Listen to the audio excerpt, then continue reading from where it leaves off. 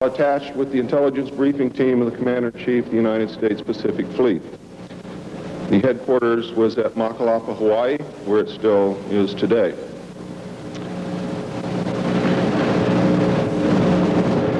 Some of the information is based upon research derived from the information that I saw.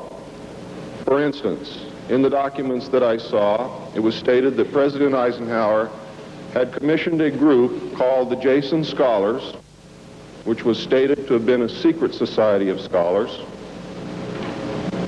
to research the deception, lies, facts, truth, and get at the root and the real truth of the alien question. It also stated that there was a group of 12 men formed by NSC Memo 5410, and that the study group was formed by NSC Memo 5411, and that there was another NSC memo issued to cover the actions of these men and explain the reasons why such prominent men were meeting on a regular basis, and that NSC memo was 5412/1 and 5412/2. 5412/1 was implemented in March of 1955, 5412/2 in November of 1955. Anyone who knows how correspondence, executive orders, and executive memos are written knows that you do not write a memo 5412 in March and then in November tack a second part onto it. The memo was originally really written in 1954. I'm going to go through the whole history. I'm going to have to leave a few things out simply because it's going to be impossible to cover everything in the hour and a half that I have. Before I begin, I would like to read two quotes to you. The first is attributed to Mr. Alistair Cook, who said, quote, "I'll be astounded if this planet is still going 50 years from now. I don't think we'll reach 2000. It would be miraculous," unquote.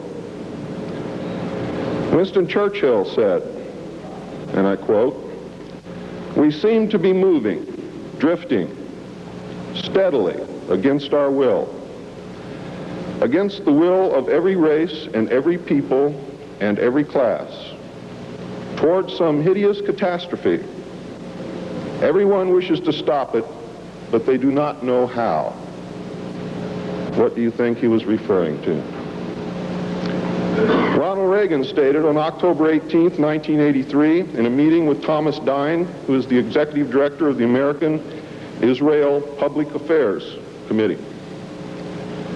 And I quote Ronald Reagan, "You know, I turn back to your ancient prophets in the Old Testament and the signs foretelling Armageddon. And I find myself wondering if we're the generation that is going to see that come about. I don't know if you've noted any of those prophecies lately, but believe me, they certainly describe the times we're going through." Now, ladies and gentlemen, during this talk that I'm going to give you, I'm going to explain to you the history of this phenomenon, who the secret government really is, and I will name them by name, beginning group, the study group. I will tell you who they are today. I'm going to tell you what this is all about. I'm going to tell you who's selling drugs to your children, and I'm going to tell you why the United States government is afraid for you to find out what the truth is regarding UFOs.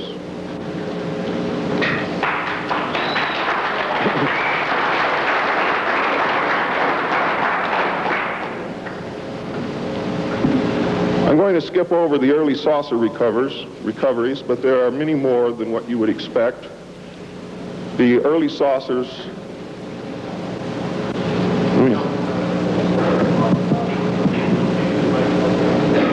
is this any better?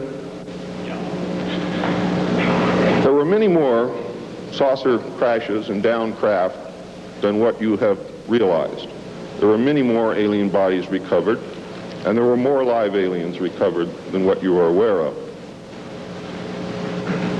But that's not important. The important thing is that they occurred, not how many and not where. The important thing is that they occurred. And those of you who want to argue over how many and where and how many bodies are wasting the time of everyone else, because that's not important. What's important is that they occurred. And there are two crashes that are so important the government will go to any lengths to prevent you from finding out. And those are two crashes which occurred near the city of Aztec, New Mexico. Why? Because both of those crashed craft contained human body parts. And they are deathly afraid of a national panic.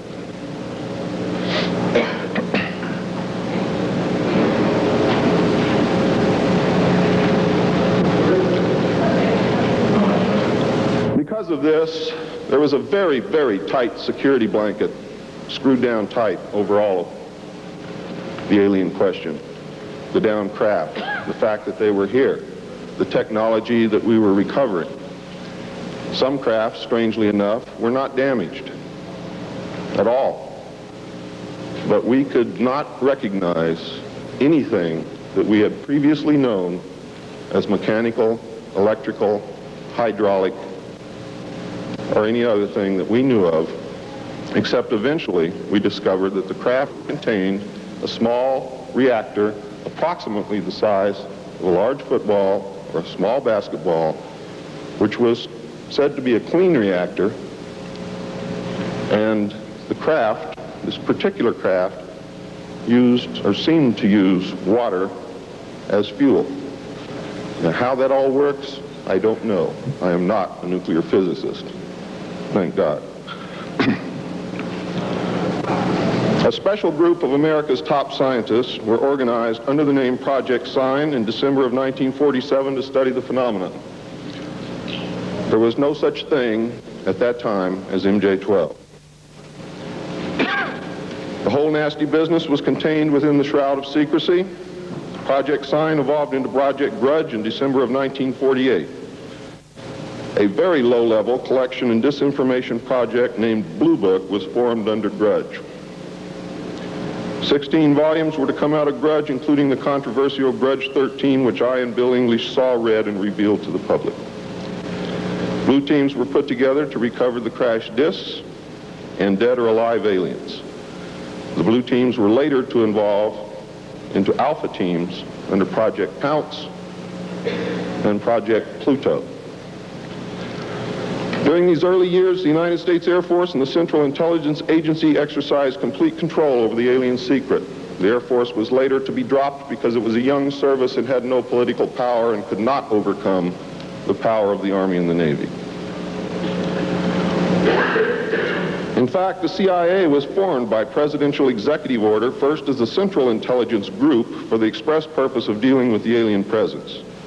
Later, the National Security Act was passed, establishing it as the Central Intelligence Agency. The National Security Council was established to oversee the intelligence community and especially the alien endeavor. It was not created specifically to form national policy. In fact, you can say that the National Security Council was the forerunner of MJ-12, and there was another group between MJ-12 and the National Security Council, which is to come later. A series of National Security Council memos and executive orders removed the CIA from the sole task of gathering foreign and slowly but thoroughly legalized direct action in the form of covert activities at home and abroad. On December 47, Truman approved issuance of NSC-4, entitled Coordination of Foreign Intelligence Information Measures, at the urging of Secretaries Marshall, Forrestal, Patterson, and the Director of the State Department's Policy Planning Staff, Kennan, who, by the way, were all members of the Council on Foreign Relations.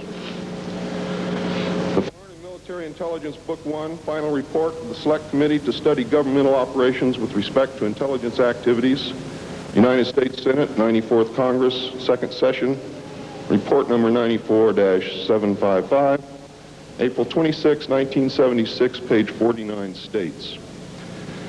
This directive empowered the Secretary of State to coordinate overseas information activities designed to counter communism.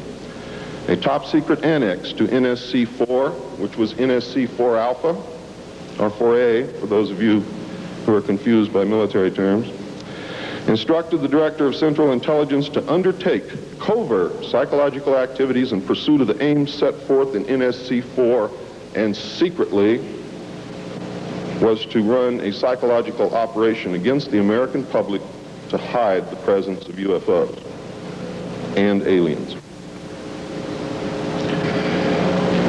The initial authority given the CIA for covert operations under NSC-4A did not establish formal procedures for either coordinating or approving these operations.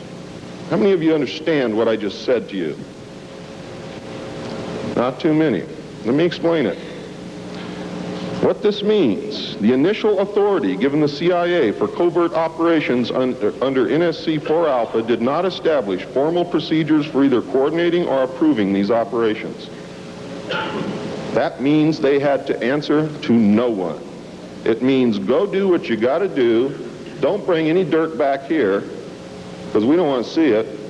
Just get the job done. Don't ask anybody. Don't report to anybody. That's exactly what it means. It simply directed the DCI, which is the Director of Central Intelligence, to undertake covert actions and to ensure, through liaison with state and defense, that the resulting operations were consistent with American policy. So the only guideline was that it was consistent with American policy.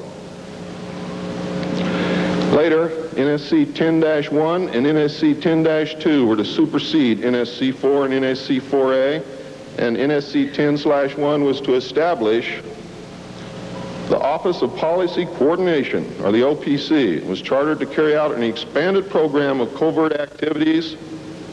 It was directly responsible for the alien task projects, and it was the direct forerunner of MJ-12.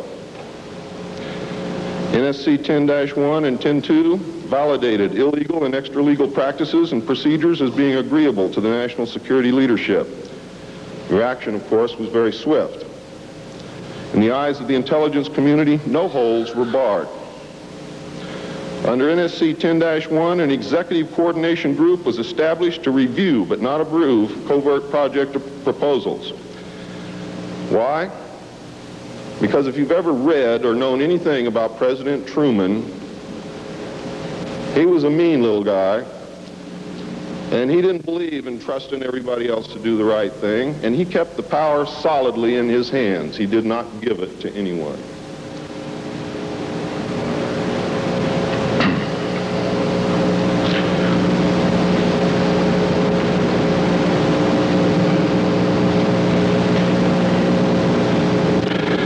The ECG was secretly tasked to coordinate the alien projects. NSC 10/1 and 2 were interpreted to mean that no one at the top wanted to know about anything until it was over and successful. These actions established a buffer between the president and the information, and it's important that you understand this because it's important later. It was intended that this buffer serve as a means for the president to deny knowledge if leaks divulge the true state of affairs. That is to prevent the collapse of the government. If the president can stand up and say, I didn't know about it, the government can survive. If the president cannot say that, then you have a very, very dangerous situation indeed. The buffer was used in later years for the purpose of effectively isolating succeeding presidents from any knowledge of the alien presence other than what the secret government and the intelligence community wanted them to know. NSC 10-2 established a study panel which met secretly and was made up of the scientific minds of the day and may very well have included some of those names which are on the fraudulent document known as Majestic 12 or the Eisenhower briefing document, which is in reality a contingency plan to lead you right through the Rose Garden.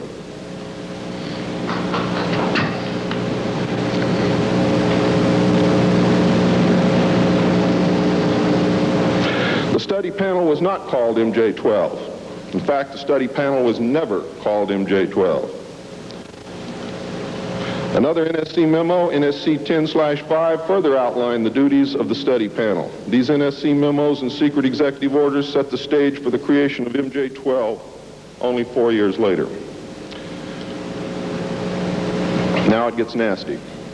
Secretary of Defense James Forrestal began to object to the secrecy. He was a very idealistic and religious man who believed that the public should be told. When he began to talk to leaders of the opposition party and leaders of the Congress about the alien problem, he was asked, which is a polite way of saying you're fired, to resign by Truman. He expressed his fears to many people and rightfully believed that he was being watched and that his life was threatened.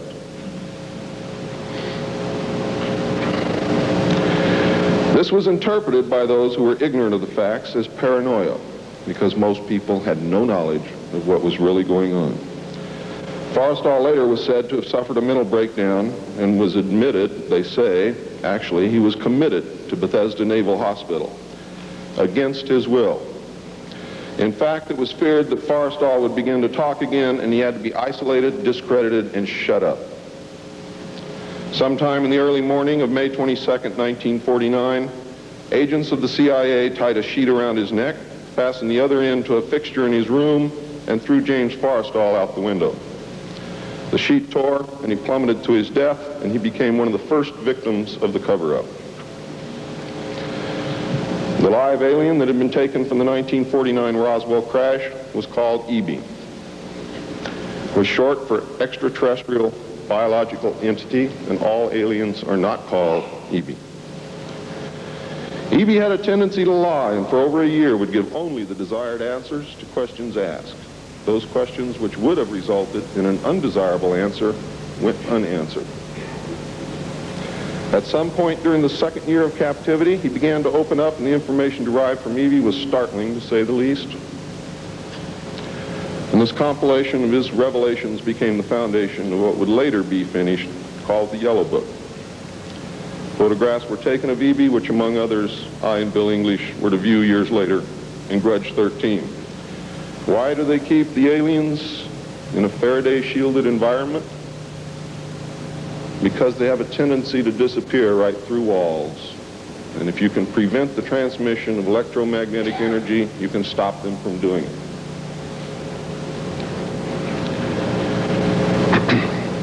In late 1951, EB became ill. Medical personnel had been unable to determine the cause of EB's illness and had no background from which to draw. EB's system was chlorophyll-based, and he processed food into energy much the same as plants. Waste material was excreted almost exactly the same as plants. It was decided that an expert in botany was called for. A botanist, Dr. Guillermo Mendoza, was brought in to try and help him recover. Those of you who have been looking for him on medical lists will not find him there. He was a PhD in botany. Dr. Mendoza worked to save EB until mid-1952 when EB died. Dr. Mendoza eventually, according to the information that I read, became the expert on at least this type alien biology. In a futile attempt to save EB and to try and gain favor with this technological superior alien race, the United States began broadcasting a call for help early in 1952 into the vast regions of space. If you know they're better than you, and if you know they can lick you, you better try and be friends with them, and that's what this effort was all about. The call went unanswered, but the project continued as an effort of good faith. President Truman created the super-secret National Security Agency by secret executive order on November 4th, 1952, and until recent years, there wasn't one in 50,000 people in the United States who even knew it existed. Its primary purpose was to decipher the alien communications and language and establish a dialogue with the aliens. This most urgent task was a continuation of the earlier effort and was codenamed Sigma. The secondary purpose of the NSA was to monitor all communications and emissions from any and all devices worldwide for the purpose of gathering intelligence, both human and alien, and to contain the secret of the alien presence. Project Sigma, ladies and gentlemen, was extremely successful. The NSA also maintains communications with the Luna base and other secret space programs. By executive order, the NSA is exempt from all laws which do not specifically name the NSA in the text of the law as being subject to that law. How many of you know what that means? That means we have a completely lawless organization running around the country doing whatever they want to do, answering to no one, and under no law which does not name the National Security Agency in the text of that law as specifically being subject to that law by executive order of the President of the United States. That means that if the agency is not spelled out in the text of any and every law passed by the Congress, it is not subject to that or those laws. The NSA now performs many other duties and in fact is the premier agency within the intelligence community. Today, the NSA receives 75% of the monies allotted to the intelligence community. And the old sayings, ladies and gentlemen, where the money goes, therein the power resides, is absolutely true.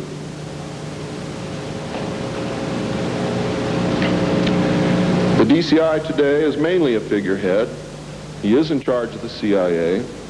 The CIA does have many functions which are useful to this country and some which are deadly to us. The DCI, of course, is in charge of that agency. But he is not, as everyone thinks, the head of the intelligence community. That position really and truthfully lies with the director of the National Security Agency. The primary task of the NSA is still alien communications, but now includes other alien projects as well. President Truman had been keeping our allies, including the Soviet Union, informed of the developing alien problem since the Roswell recovery. This had been done in case the aliens turned out to be a threat to the human race and thus the world. Plans were formulated to defend the Earth in case of invasion. These were international plans, which included most of the countries of the world. Great difficulty, however, was encountered in maintaining international secrecy. It was decided that an outside group was necessary to coordinate and control international efforts in order to hide the secret from the normal scrutiny of governments by the press. The result was the formation of a secret society which became known as the Bilderbergers. The headquarters of this group is in Geneva, Switzerland. The Bilderbergers evolved into a secret world government that now controls everything. The United Nations was then, and is now, an international joke.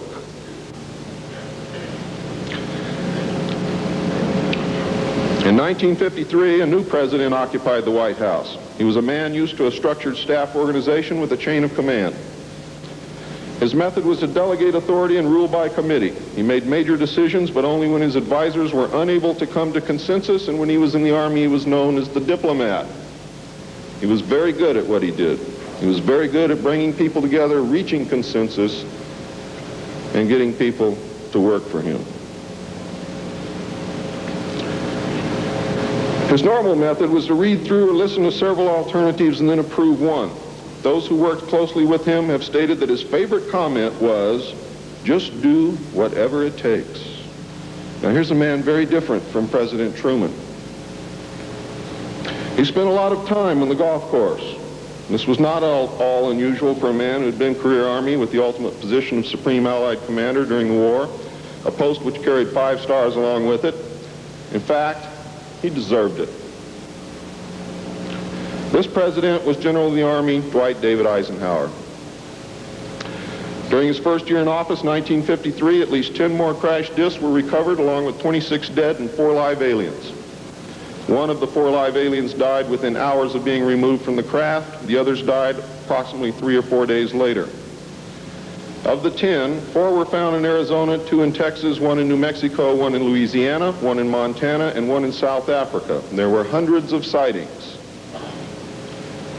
Why were so many craft crashing? Because the government was scared. And when they found out that the radar was downing the craft, they started aiming the radar at the craft with lock-on radar and pumped the juice through. And they brought as many down as they could.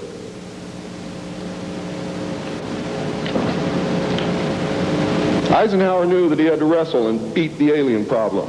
He knew that he could not do it by revealing the secret to the Congress, because in fact, isn't that the same as telling the public?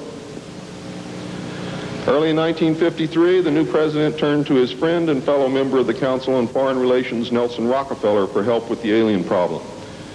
Eisenhower and Rockefeller began planning the secret structure of alien task supervision, which was to become a reality within 1 year. The idea for MJ-12 was thus born.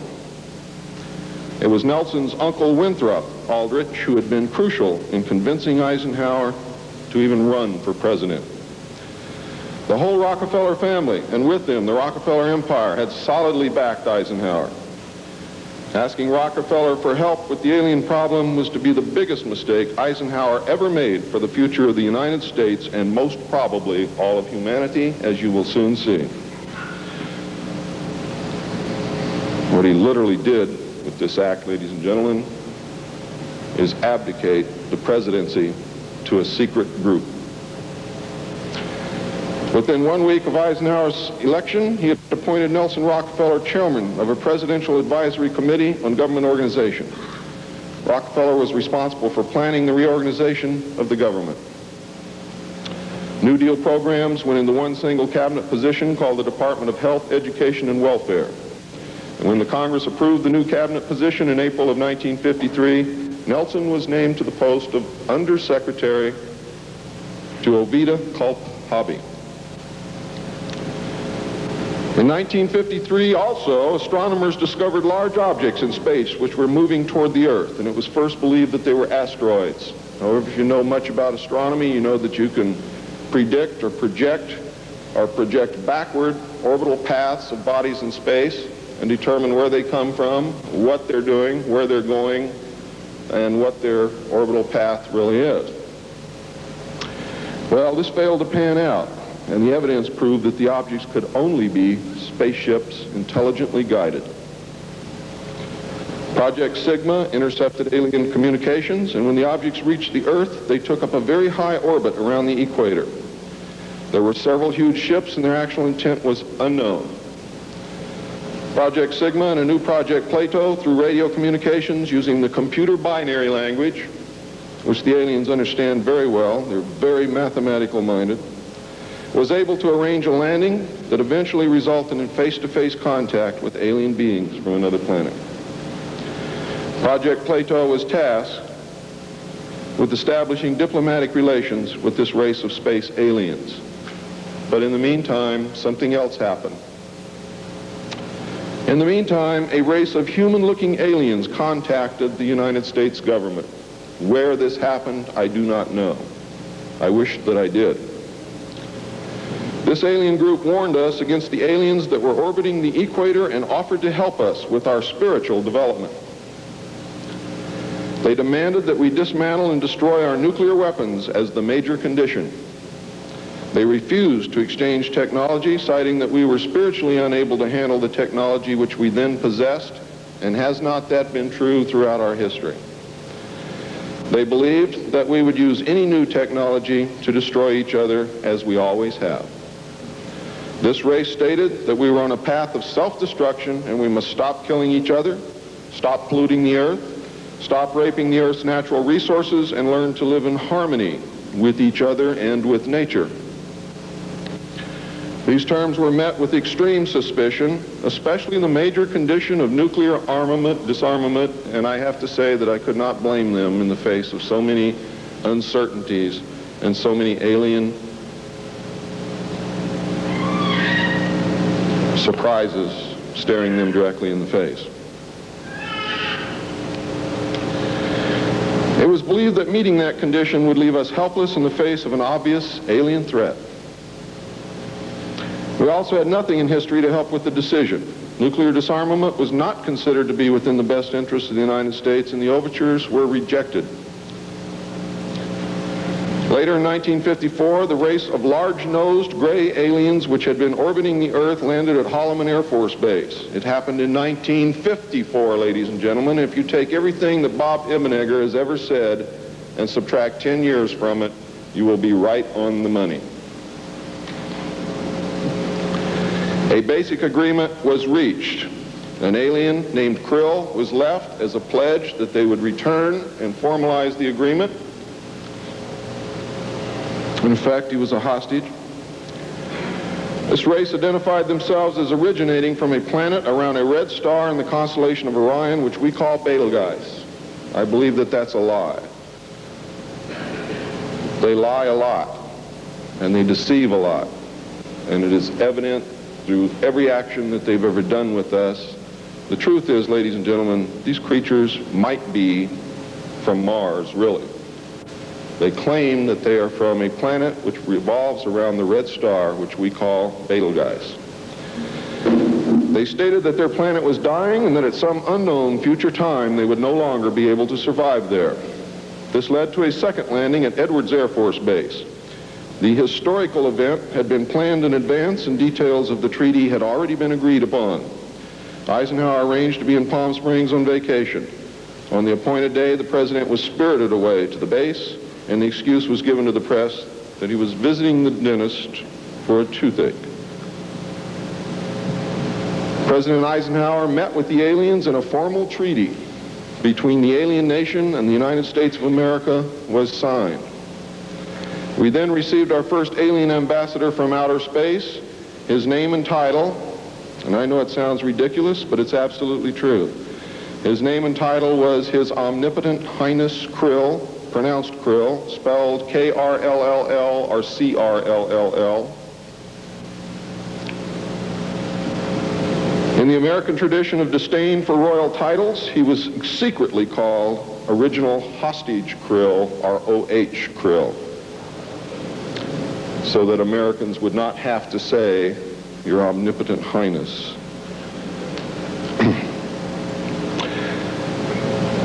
You should know that the alien flag is known as the trilateral insignia. It looks like a TP with two circles on either side of the V and one pole running straight down the middle. It is displayed on their craft and worn on their chest on their uniforms. Both of these landings in the second meeting were filmed, and the film exists today. Where it exists, I do not know, but I do know that it exists. The treaty stated, the aliens would not interfere in our affairs, and we would not interfere in theirs. We were particularly interested that they do not interfere with anything that would affect our future, which has been violated. We would keep their presence on Earth a secret. They would furnish us with advanced technology and would help us in our technological development. They would not make any treaty with any other Earth nation.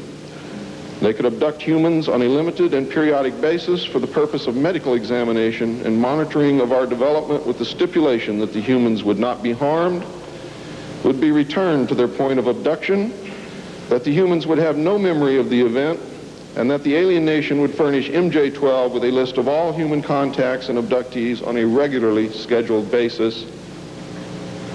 And this is not being done. It was agreed that each nation would receive the ambassador of the other for as long as the treaty remained in force.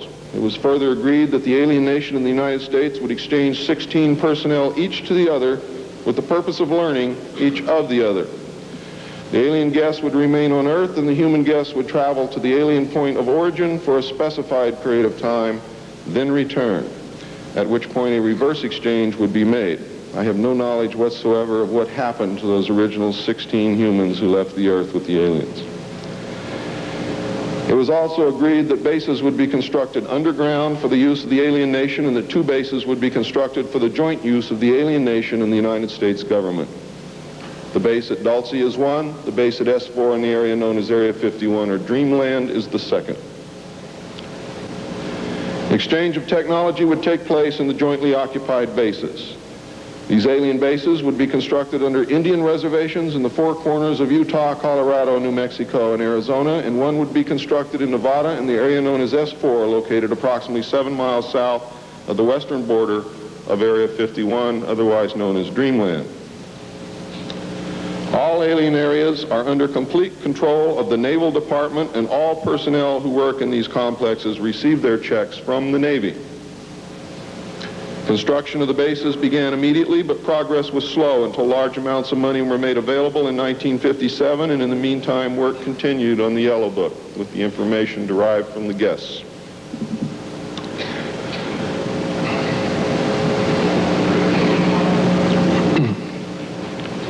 I would like to say at this time that the movie that most of you may have seen. How many of you saw Close Encounters of the Third Kind? That movie was absolutely true. Those events did take place. Not exactly as you saw them, not in the place where you saw them take place, but there was a landing, there was an agreement, there was conversation, there was an exchange of personnel made. I would like to say now also that J. Allen Hynek was the technical director on that movie, and he was also the co-author of Grudge 13, which I read between the years 1970 and 1973, along with another man named Lieutenant Colonel Friend. As you learned last night, it's the real nice guys that get you. Right, Phil?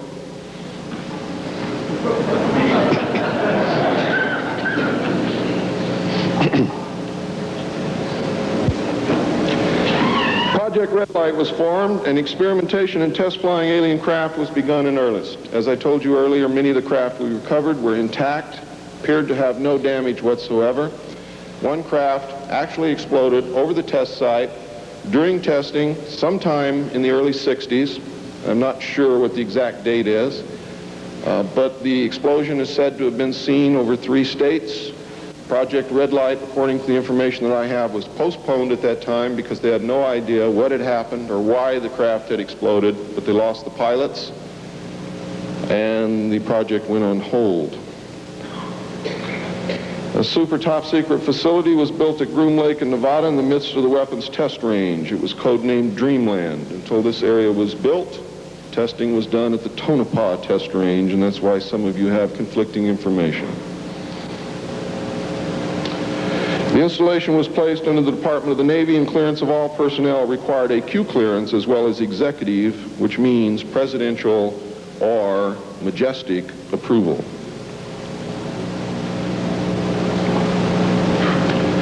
This is ironic due to the fact that the President of the United States does not have clearance to visit the site. How many of you did not know that? The President of the United States cannot enter Area 51. There are very many other areas which he cannot enter also. The alien base and exchange of technology actually took place in an area known as S4. Area S4 was codenamed the Dark Side of the Moon. The Army was tasked to form a super secret organization to furnish security for all alien task projects. This organization became the National Reconnaissance Organization based at Fort Carson, Colorado. The specific teams trained to secure the projects were called Delta. A second project, codenamed Snowbird, was promulgated to explain away any sightings of the red light craft as being Air Force experiments.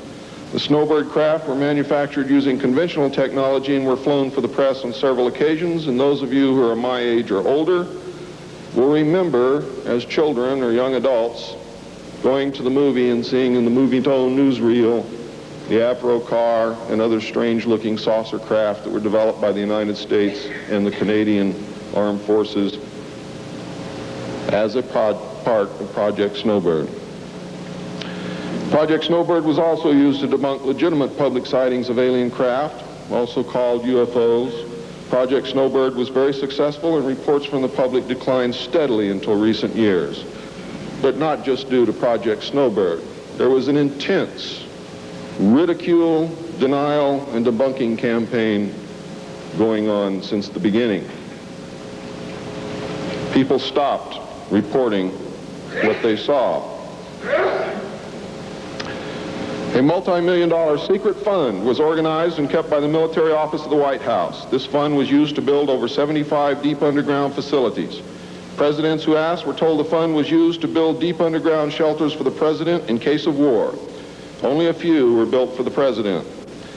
Millions of dollars were funneled through this office to MJ-12 and then out to the contractors, and was used to build top-secret alien bases as well as top-secret dumb or deep underground military bases. I think dumb is very appropriate.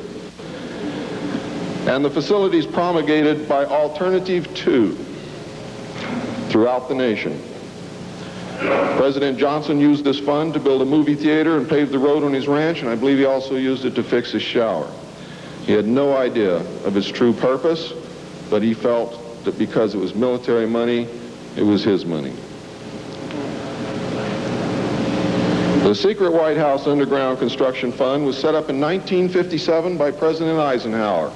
And you can forget Truman because Eisenhower has done everything that's been done to us, not intentionally, not to hurt us, in the beginning to protect us.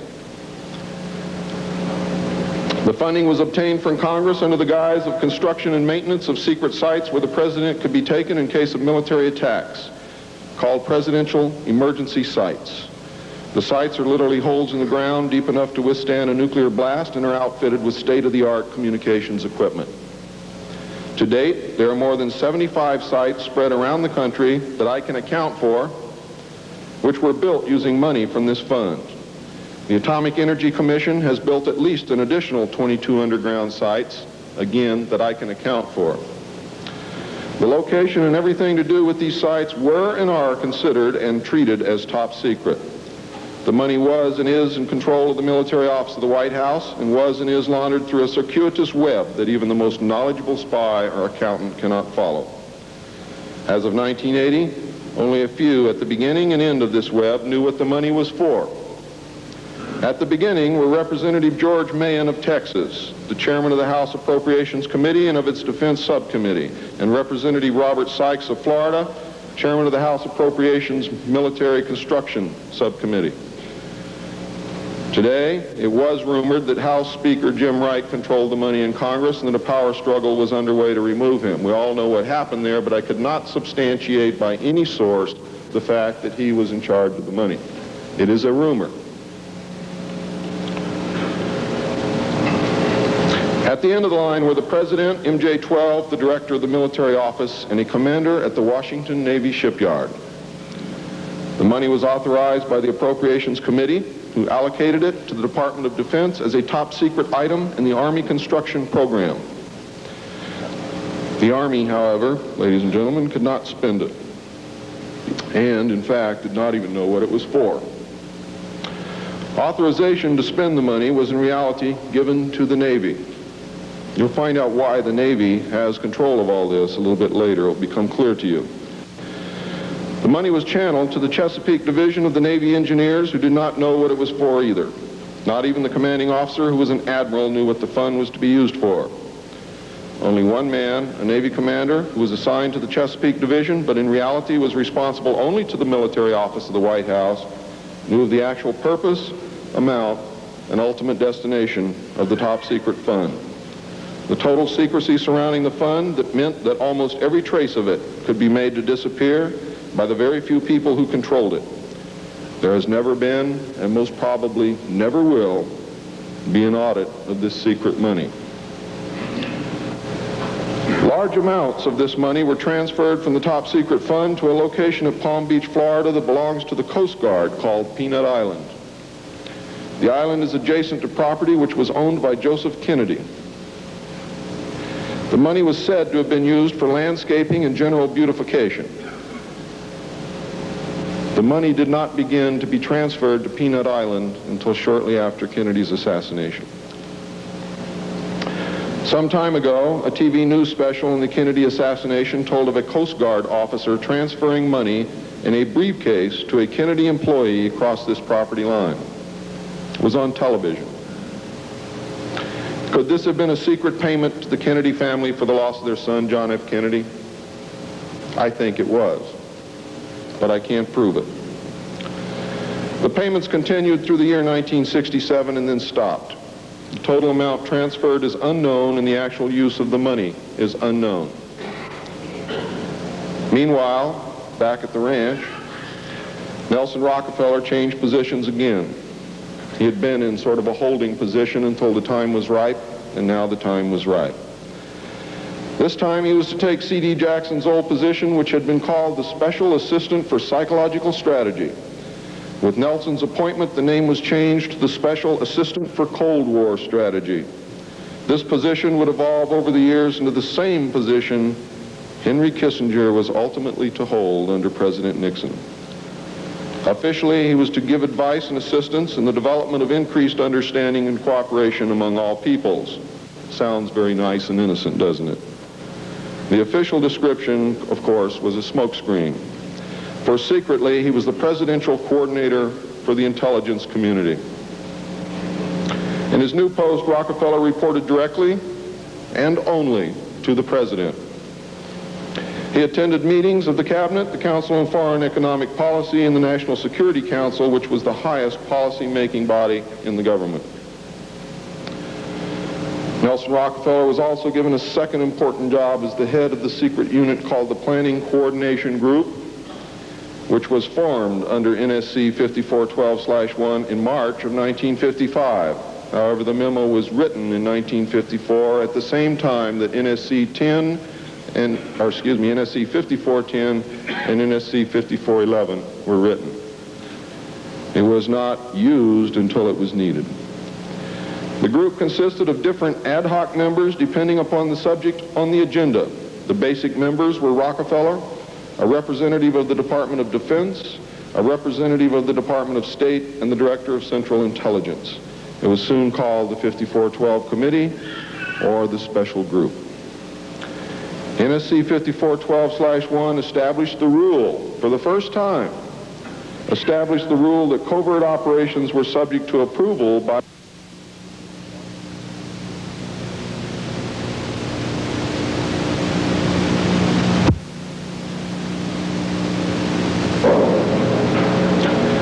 secret executive memorandum, NSC 5410. Eisenhower had preceded NSC 5412/1 in 1954 to establish a permanent committee, not ad hoc, to be known as Majority 12, MJ12, to oversee and conduct all covert activities concerned with the alien question.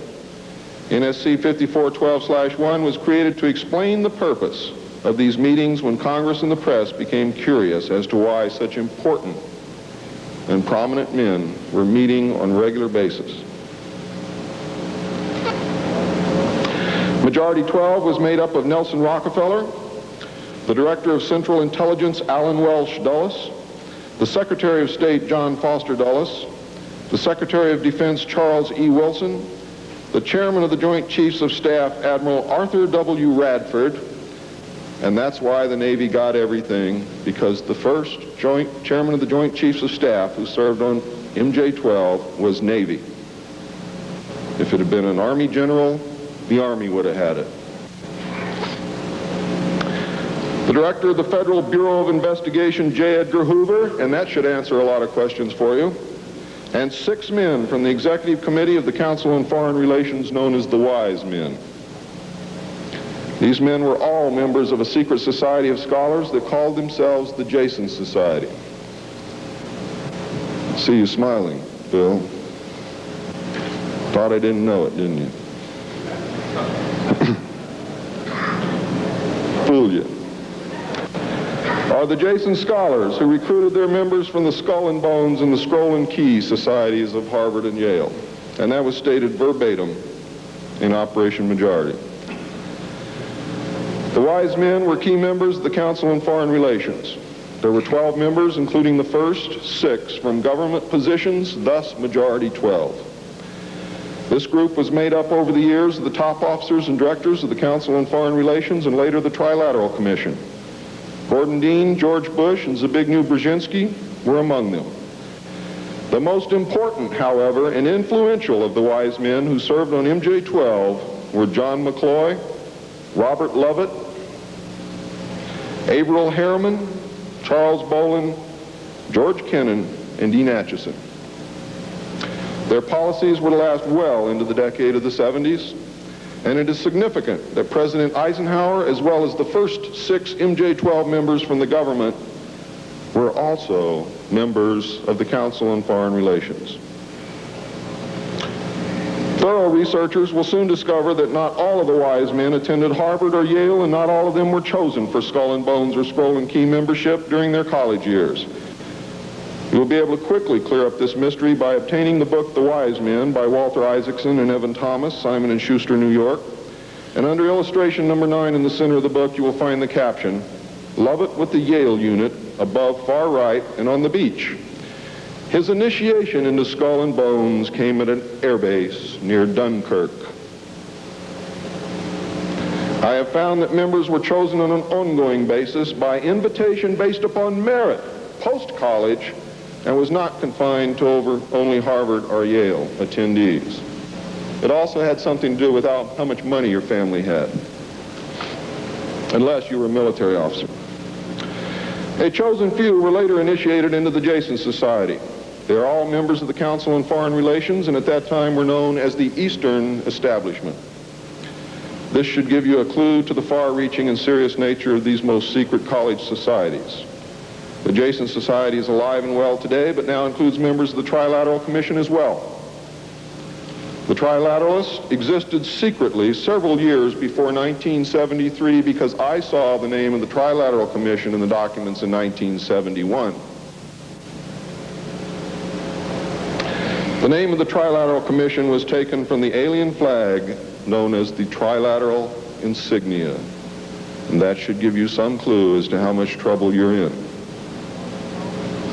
Majority 12 was to survive right up to the present day. Under Eisenhower and Kennedy, it was erroneously called the 5412 Committee, or more correctly, the Special Group.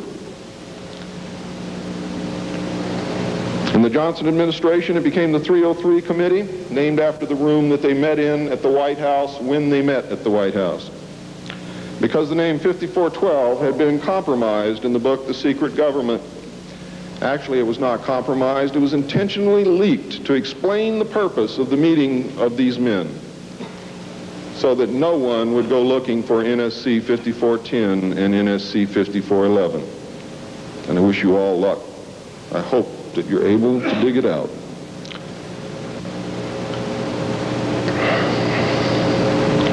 Actually, NSC 5412/1 was leaked to the author to hide the existence of NSC 5410.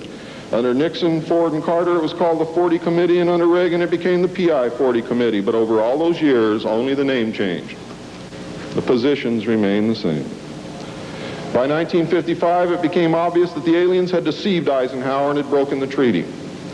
Mutilated humans, yes, mutilated humans, were being found along with mutilated animals, and yes, mutilated animals, and those of you who doubt that this is taking place should leave your job, should leave your home, should do whatever you have to do, and go look for yourself, because it's important that you know it and that you believe it.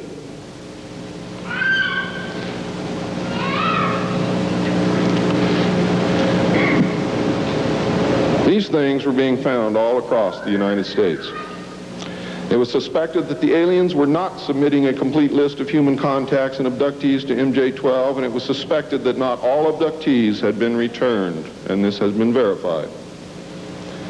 The Soviet Union was suspected of interacting with them, and this proved also to be true. It was learned that the aliens had been and were then manipulating masses of people through secret societies, witchcraft, magic, the occult, and religion. After several Air Force combat air engagements with alien craft, it also became apparent that our weapons were no match against theirs. In November of 1955, NSC 5412/2 was issued, establishing a study committee to explore all factors which are involved in the making and implementing of foreign policy in the nuclear age. This, again, was only a blanket of snow that covered the real subject of study, which was the alien question. For, in fact, 5412/2 had, as I told you earlier, been written in 1954, when NSC 5410 and 5411 was written, and 5411, by secret executive memorandum, in 1954, the study group was commissioned to examine all the facts, evidence, lies, and deception and discover the truth of the alien question. NSC 54/2 was only a cover that had become necessary when the press began inquiring as to the purpose of regular meetings of such important men. When the press asked Gordon Dean, somewhere near the end of 1954, why they were meeting and what they were studying, Gordon Dean says, "As of yet, we have no direction, but we're working on it." It then became necessary to find a direction and find a reason for these meetings, and that's exactly what they did. The first meetings began in 1954 and were called the Quantico meetings because they met at the Quantico Marine Base. See, one thing I knew, ladies and gentlemen, I know who they are. I know what they were called. All I had to do was find out who belonged to those names. And it's impossible to hold meetings of 36 prominent men secret over such a long period of time. The study actually lasted 3 years, not forever. It was a 3-year study, period. A study group was made up of 35 members of the Council on Foreign Relations secret scholars known as the Jason Society or the Jason Scholars. Dr. Edward Teller was invited to participate. Dr. Zbigniew Brzezinski was the study director for the first 18 months. Dr. Henry Kissinger was chosen as the group study director for the second 18 months, beginning in November of 1955. Nelson Rockefeller was a frequent visitor during the study. I'm going to read you the study group members now. For those of you who know who these people are, you're going to be amazed. Those of you who do not, I advise that you purchase a copy of my text, which will be on sale at the minute that I finish my last word.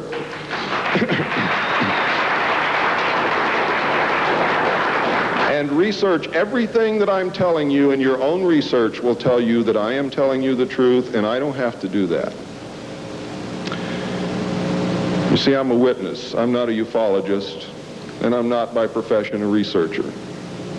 I'm doing this because I want the Constitution put back where it belongs.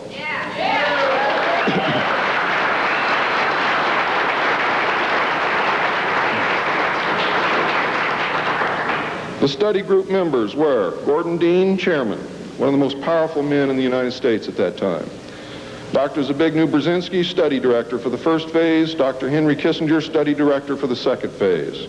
Dr. Edward Teller represented the scientific community. Major General Richard C. Lindsay, Hanson W. Baldwin, Lloyd V. Berkner, Frank C. Nash, Paul H. Nitze, Charles P. Noyes, Frank Pace Jr., James A. Perkins, Don K. Price, David Rockefeller, Oscar M. Rubhausen, Lieutenant General James M. Gavin, Carl P. Haskins, James T. Hill Jr., Joseph E. Johnson, Mervyn J. Kelly, Frank Altschul, Hamilton Fish Armstrong, Major General James McCormick Jr., Robert R. Bowie, McGeorge Bundy, William A. M. Burden, John C. Campbell, Thomas K. Findletter, George S. Franklin Jr., I. Rabbi, Roswell L. Gilpatrick, N.E. Hallaby, General Walter Bedell Smith, called Beetle, Henry DeWolf Smythe, Shields Warren, Carol L. Wilson, and Arnold Wolfers. Now, these aren't bad guys. They were a study group. And the first MJ-12 was not made up of bad guys. They were made up of concerned Americans. What happened later became bad. The yanking of power away from the president, the formation of a secret government, the sale of drugs to the American people, etc., etc., etc. And I'm going to cover most of those things before I'm finished. It's about time. The second phase meetings were also held at the Marine Base at Quantico, Virginia, and the group became known as Quantico II. Nelson Rockefeller built a retreat somewhere in Maryland, which could only be reached by air for MJ-12 and the study committee, so that they could meet away from public scrutiny. He donated the land, he built the facilities. Say hello for me, Phil.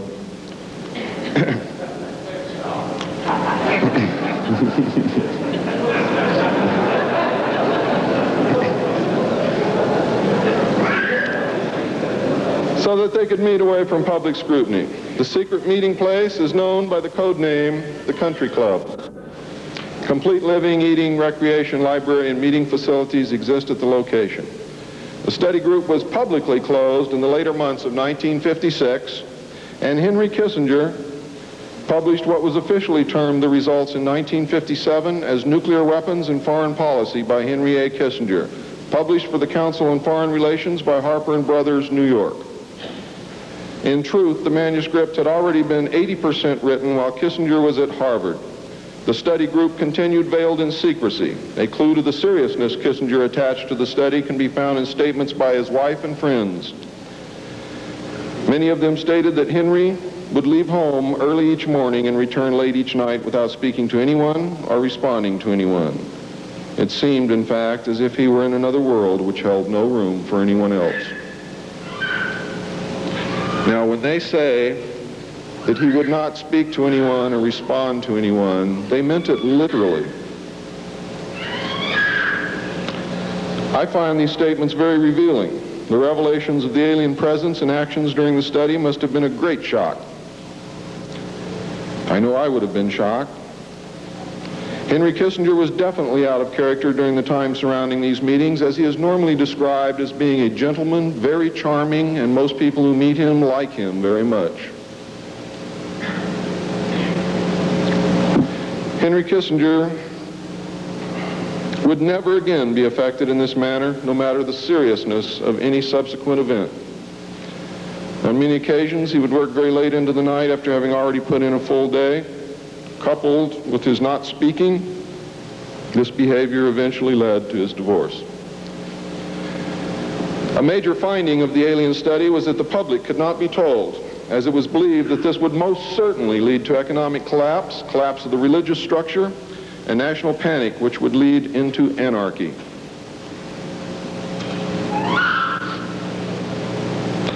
Secrecy thus continued. An offshoot of this finding was that if the public could not be told, then the Congress could not be told. Thus, funding for the projects and research would have to come from outside the government. There's some things beginning to fall into place. Without aliens, you cannot make sense of anything else that's been happening for the 44 years. You put the aliens in the middle of this stuff and you've got all the answers, every one of them. In the meantime, money was to be obtained from the military budget and from CIA confidential non-appropriated funds. Another major finding was the aliens were using humans and animals for a source of glandular secretions, enzymes, hormonal secretions, blood, and in horrible genetic experiments. The aliens explain these actions as necessary to their survival. And what I'm going to tell you now is very sad if it's true, because I am unable to weed through the lies and deception and really find the truth. All I know is what they told us. They stated that their genetic structure had deteriorated and that they were no longer able to reproduce. They stated that if they were unable to improve their genetic structure, their race would soon cease to exist. We looked upon their explanations with extreme suspicion. Since our weapons were literally useless against the aliens, MJ-12 decided to continue friendly diplomatic relations with them until such time as we were able to develop a technology which would then enable us to challenge them on a military basis. Overtures would have to be made to the Soviet Union and other nations to join forces for the survival of humanity. In the meantime, plans were developed to research and construct two weapon systems using conventional and nuclear technology, which would hopefully bring us to parity. The results of the research were projects Joshua and Excalibur. Joshua was a weapon captured from the Germans, which at that time was capable of shattering 4-inch thick armor plate at a range of 2 miles using low-frequency aimed sound waves. And it was believed that this weapon would be effective against the alien craft and beam weapons. Excalibur was a weapon carried by missiles not to exceed 30,000 feet above ground level, not to deviate from designated target more than 50 meters, that would penetrate 1,000 meters of tufa hard-packed soil such as that found in New Mexico, would carry a 1 megaton warhead, and was intended for use in destroying the aliens in their underground bases. Joshua was developed successfully but never used to my knowledge. Excalibur was not pushed until recent years, and now there is an unprecedented effort to develop this weapon. The people who are working on these weapons tell us that they have never been pushed so hard in their history working on any project than they are being pushed to develop Project Excalibur. Now, what I'm going to read you next may upset some of you, but it's absolutely true. The events at Fatima in the early part of the century were scrutinized. On suspicion that it was alien manipulation, an intelligence operation was put into motion to penetrate the secrecy surrounding the event. The United States utilized its Vatican moles that had been recruited and nurtured during World War II and soon obtained the entire Vatican study, which included the prophecy. And I don't care what you've ever read before, you have not read the true prophecy. This prophecy stated that if man did not turn from evil and place himself at the feet of Christ, the planet would self-destruct and the events described in the book of Revelations would indeed come to pass. It stated that a child would be born who would unite the world with a plan for world peace and a false religion beginning in 1992. By 1995, the people would discern that he was evil and was indeed the Antichrist. World War III would begin in the Middle East in 1995 with an invasion of Israel by a united Arab nation using conventional weapons, which would culminate in a nuclear holocaust in the year 1999. Between 1999 and 2003, most of the life on this planet would suffer horribly and die as a result. The return of Christ would occur in the year 2011. Is this true? I don't know. I know that it was decided by the United States government that this was indeed an alien event, and I believe that this is more deception which is being heaped upon us. So don't go out of here thinking that the world is going to end tomorrow because of this.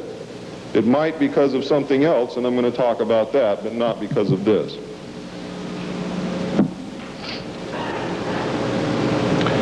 When the aliens were confronted with this finding, they confirmed that it was true. The aliens explained that they had created us through hybridization and had manipulated the human race through religion, Satanism, witchcraft, magic, the occult, secret societies, etc.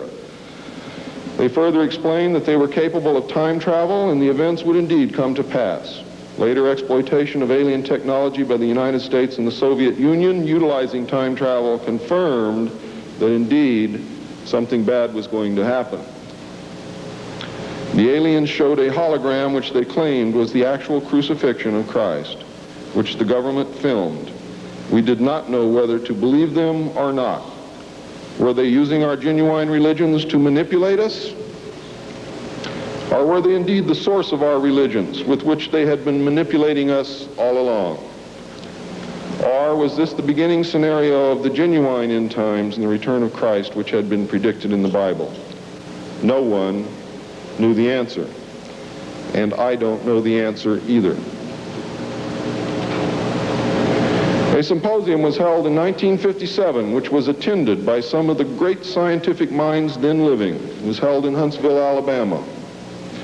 They reached the conclusion that by or shortly after the year 2000, the planet would self-destruct due to increased population and man's exploitation of the environment without any help from God or the aliens. By secret executive order of President Eisenhower, the Jason scholars were ordered to study this scenario and make recommendations from their findings. This was done. The Jason Society confirmed the finding of the scientists and made 3 recommendations called Alternatives 1, 2, and 3. Alternative 1 was to use nuclear devices to blast holes in the stratosphere from which the heat and pollution could escape into space. I'll buy heat, but I'll never buy pollution. Change the human cultures from that of exploitation into cultures of environmental protection. Of the 3, this was decided to be the least likely to succeed due to the inherent nature of man and the additional damage the nuclear explosions would themselves create. Alternative 2 was to build a vast network of underground cities and tunnels in which a select representation of all cultures and occupations would survive and carry on the human race. The rest of humanity would be left to fend for themselves on the surface of the planet. Alternative 3 was to exploit the alien and conventional technology in order for a select few to leave the Earth and establish colonies in outer space. I am not able to either confirm or deny the existence of batch consignments of human slaves which would be used for the manual labor in the effort as a part of the plan.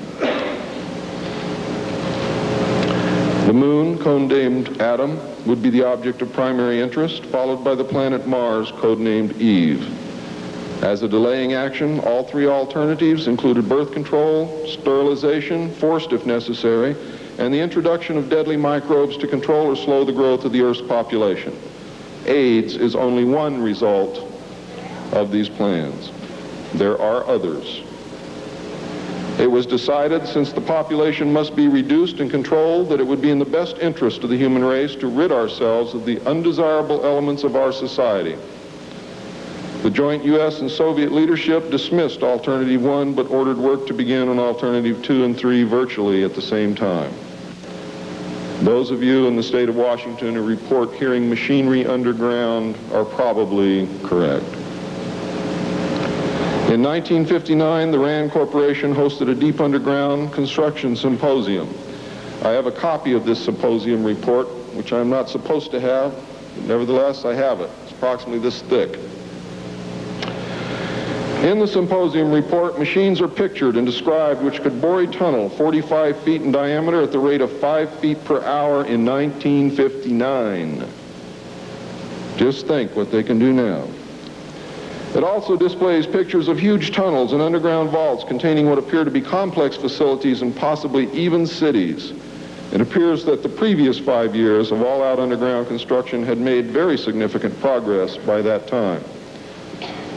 The ruling powers decided that one means of funding the alien-connected and other black projects was to corner the illegal drug market.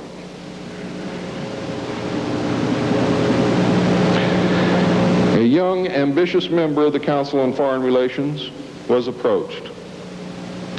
His name is George Bush, who at the time was the president and CEO of Zapata Oil based in Texas. Zapata Oil was experimenting with the new technology of offshore drilling.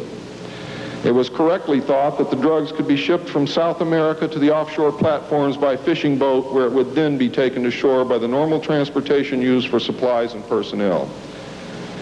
By this method, no customs or law enforcement agency would subject the cargo to search. George Bush agreed to help and organize the operation in conjunction with the CIA. The plan worked better than anyone had thought and has since expanded worldwide, and there are now many other methods of bringing the illegal drugs into the country. But it must always be remembered that George Bush began the sale of drugs to our children.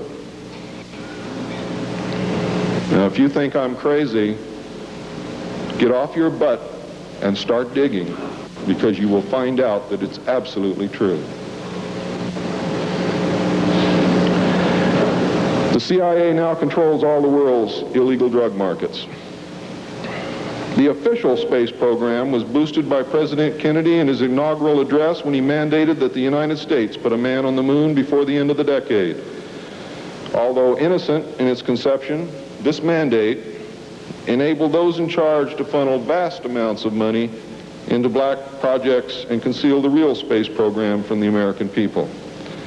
A similar program in the Soviet Union served the same purpose. In fact, a joint alien United States and Soviet Union base already existed on the moon at the very moment Kennedy spoke the words.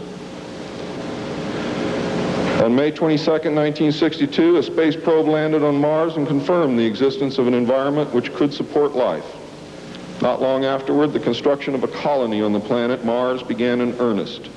Today, there is a colony which exists on the planet Mars. It is a United States-Russian alien facility. Stop it. This is outrageous.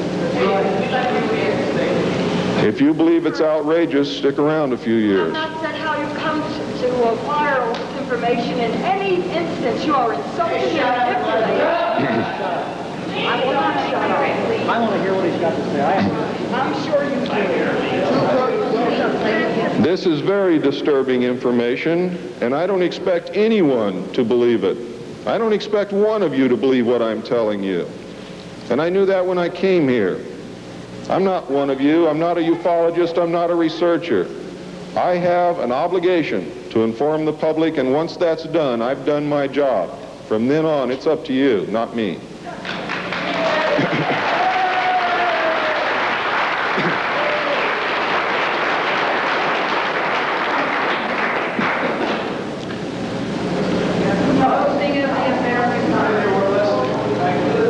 This colony exists on Mars, populated by specially select people from different cultures and occupations taken from all over the earth. A public charade of antagonism between the Soviet Union and the United States has been maintained over all these years in order to fund projects in the name of national defense, when in fact we are the closest allies. At some point, President Kennedy discovered portions of the truth concerning the drugs and the aliens. He issued an ultimatum in 1963 to MJ-12. President Kennedy assured them that if they did not clean up the drug problem, he would. He informed MJ-12 that he intended to reveal the presence of aliens to the American people within the following year, and ordered a plan developed to implement his decision. President Kennedy was not a member of the Council on Foreign Relations and knew nothing of Alternative 2 or Alternative 3 that I can find out. Internationally, the operations were supervised by an executive committee known as the Policy Committee. In the United States, they were supervised by MJ-12, and in the Soviet Union by a sister organization. President Kennedy's decision, of course, struck fear into these people. His assassination was ordered by the Policy Committee, and the order was carried out by agents of MJ-12 in Dallas. President John F. Kennedy was murdered by the Secret Service agent who drove his car in the motorcade, and the act is plainly visible in the film. It was stated in the documents that I saw. The assassin's name is William Greer. Watch the driver and not Kennedy when you view the film, when you can find a film that even shows it. All of the witnesses who were close enough to the car to see William Greer shoot Kennedy were themselves all murdered within 2 years of the event. That's fact. The Warren Commission was a farce, and Council on Foreign Relations members made up the majority of its panel. They succeeded in snowing the American people, and they hid the truth. And many other patriots who have attempted to reveal the alien secret have also been murdered throughout the intervening years.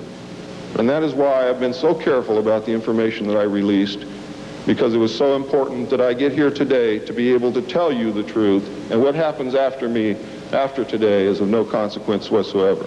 But what you do is. During the era of the United States' initial space exploration and the moon landings, every launch was accompanied by alien craft. A moon base dubbed Luna was sighted and filmed by the Apollo astronauts.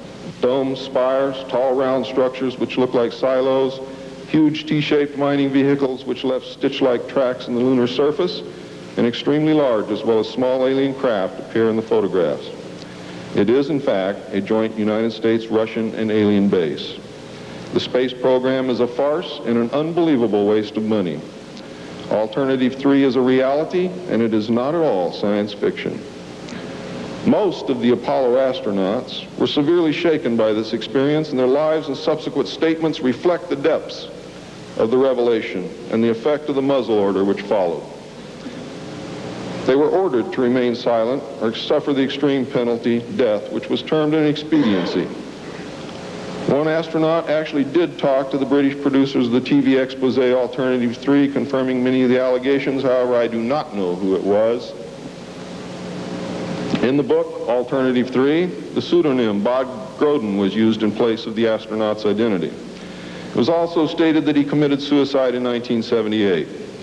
This cannot be validated by any source, and I believe that several so-called facts in the book are really disinformation. However, I can assure you that Alternative 3 is real. I firmly believe that this disinformation is a result of pressure put upon the authors and is meant to nullify the effect upon the populace of the British TV expose entitled Alternative 3.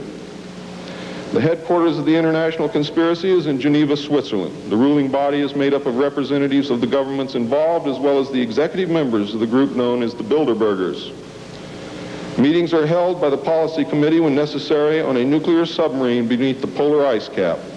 The secrecy is such that this was the only method which could ensure that the meetings could not be bugged, and is the only place where they discuss their most secret matters.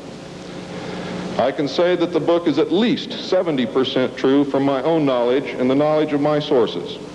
I believe that the disinformation was an attempt to compromise the British TV expose with information which could be proven false, just as the Eisenhower briefing document was released here in the United States under the contingency plan Majestic 12, and which can also be proven false. Since our interaction with the aliens began, we have come into possession of technology beyond our wildest dreams. A craft named Aurora exists at Area 51, which makes regular trips into space.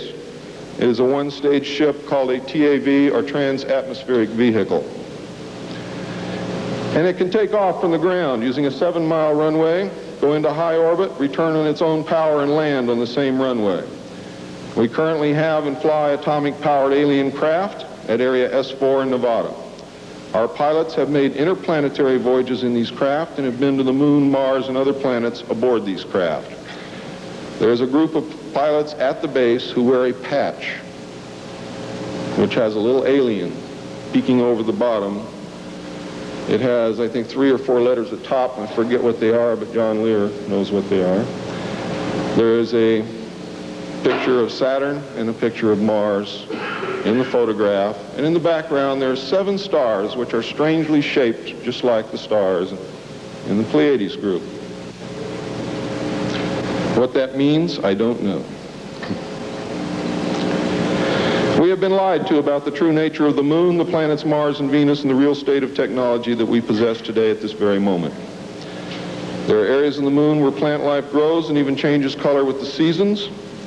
And this seasonal effect is because the Moon does not, as claimed, always present the exact same side to the Earth or the Sun. There is an area that wobbles in and out of darkness on a seasonal basis, and it is near this area that the plant life grows. The Moon does have a few man-made lakes and ponds upon its surface, and clouds have been observed and filmed in its atmosphere. How many of you remember the period of time, several years, when almost every reported alien craft that was reported landed was on or near water and appeared to be pumping water into the craft? How many of you remember that? Quite a few. The water went to the Moon, ladies and gentlemen, to change the Moon. And it is working.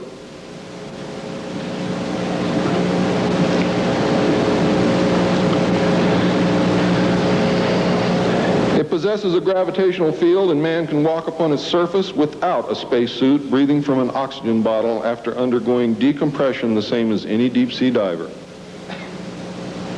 Ladies and gentlemen, if you can come from 1,200 feet underwater to the surface through decompression, you can go from the surface to 1 atmosphere of vacuum.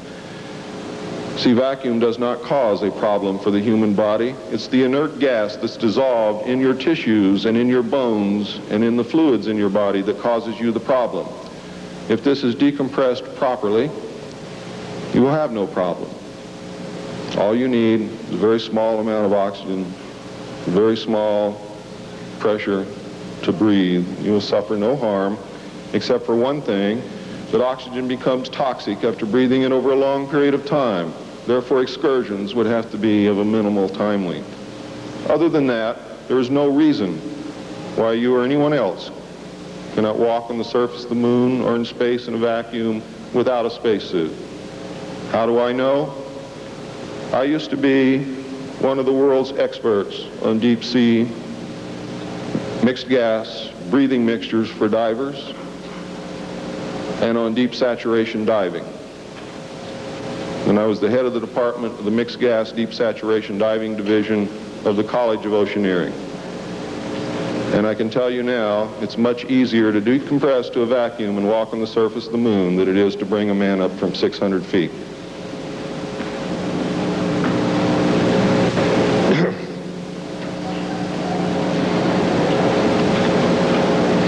I've seen the photographs, and some of them were actually published in a book called We Discovered Alien Bases on the Moon by Fred Steckling. However, all the photographs are not there, but there are some very good ones. I would advise you to buy the book. I would advise you to look at the photographs, get the NASA number, and send for them.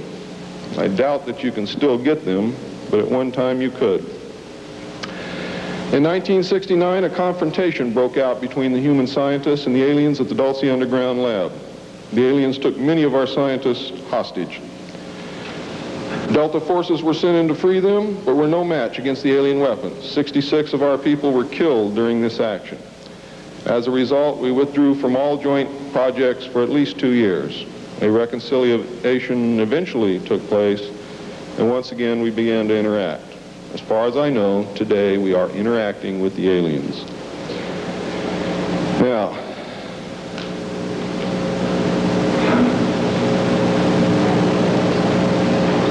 I'm gone past my limit.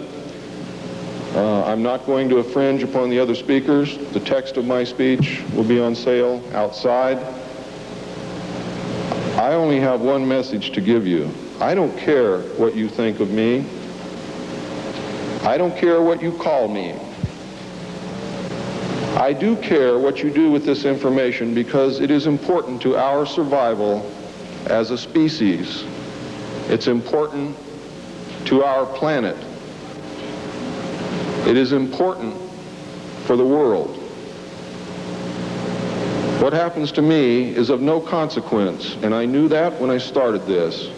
And over the last 17 years, I knew that someday I was going to have to get up and say this, whether I wanted to or not, whether I was afraid or not. Now I am here, and now it is done. And I feel an overwhelming relief. You now have the information. You can laugh at it, you can throw it in the trash can. You can burn my house down if you want to. But I am telling you right now, your future, your children's future, your grandchildren's future depends upon what you do with this information. Your own government is selling your children drugs, and you don't seem to care. Your own government has given away the power of the people, and you don't seem to care. There is an apathy that is running rampant in this country that is deadly. Whether or not there are aliens. We are truly now at this moment a nation of sheep. And ladies and gentlemen, I assure you that sheep are always led to the slaughter. But it does not have to be that way. There is tremendous power in knowledge. There is also tremendous power in secrecy. Take away that secrecy, you make sure that you're informed, and you can change things and stop fighting with each other. Thank you.